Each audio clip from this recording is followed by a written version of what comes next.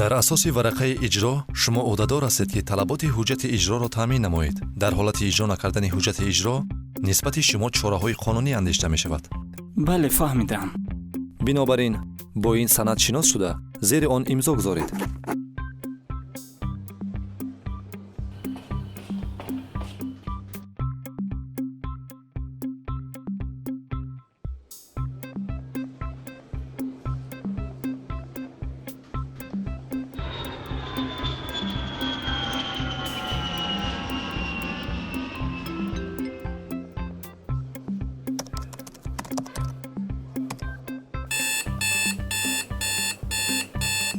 бубахшед, аз ҳудуди ҷумҳурии тоҷикистон баромадани шумо муваққатан манъ аст.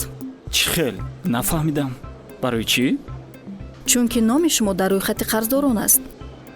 аз ин рӯ тариқи ҳавопаймо, қатора, нақлиёт ва ё пиёда ҳам убур намудани сарҳади давлатӣ номумкин аст. моддаи 42 прим 1 қонуни ҷумҳурии тоҷикистон дар бораи истеҳсолоти иҷро.